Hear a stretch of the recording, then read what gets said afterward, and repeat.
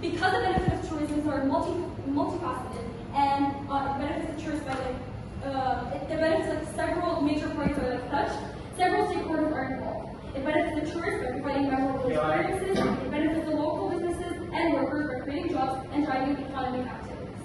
This leads me to the first argument about how limiting tourists will put locals out of business and pull more money out of the economy.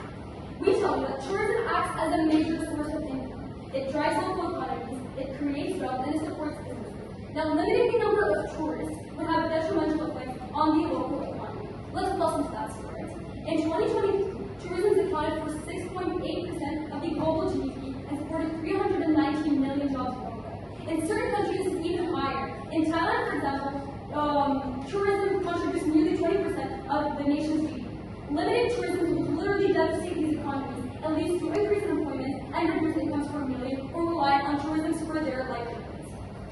Now, let's look mostly at those who are the people who are actually going to be affected by this climate change.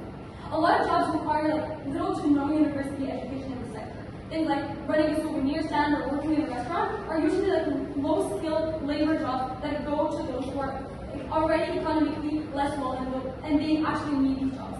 Them being put out of business puts a lot of people in poverty without proven alternatives as to where they could make work.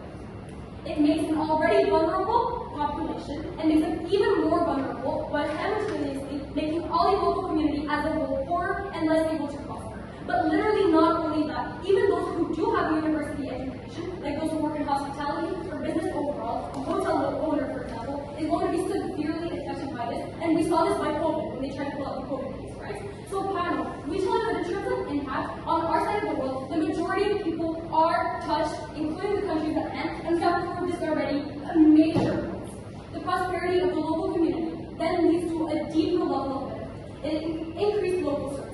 And this directly conflicts with anything that already told us about overcrowding or lack of capacity for tourists. The fact of the matter is, when cities prosper with tourism, they use that money they get to build public services for the benefit of tourists, and so it overall increases the future of tourism, local satisfaction, and even tourist satisfaction. They build new capacity. However, amenities like transport systems and hospitals benefit both locals and tourists alike, so tourism actually increases citizens' quality of life. Now, this leads me to argument number 2, how limited tourism will cause national economic problems and recession through loss of tax revenue and spending. By limiting tourism, we've already shown that we limit the cash flow within the nation, and this has a massive and detrimental effect on the nation's overall economy in 2 ways, and we cannot stress this enough. Firstly, it reduces tax revenues.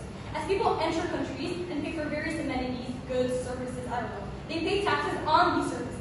These taxes are then reinvested into the citizens, investing in things like transport systems, healthcare, or education. Without this tax revenue, the state would either completely cut services or raise taxes, both of which would have severely negative impact on the populace. But the second way the national economy is strengthened by tourism is by fighting this recession. We are currently living through a period of major global recession, right? Recessions occur when people stop spending their money screaming in the nation, and this leads to a decline in the GDP. The only way to fight recession is by increasing the population's willingness to spend the money, and tourists do spend a lot more money than locals, and this is for 3 reasons. One, tourists are more willing to spend money on luxuries in order to increase the sense of relaxation. Things like nice meals, fancy hotel stays, etc., etc. But even 2, those who are already traveling are more likely to be well off. They're able to afford higher costs. But even 3, locals know where to get things like food and clothing cheaply, and so you need these tourists to actually pump money into the economy. Together, these mean that tourists are massive benefits for the national economy because they are massive, they are increasing the spending, and it's affecting everyone. But lastly, in weighing the impact, it is clear that the consequences of limiting tourism are far more severe in our world. While environmental concerns are important, right, we are acknowledging that, the economic and individual happiness caused by such recessions are more immediate and widespread. Limiting tourism will actually lead to a greater financial stability,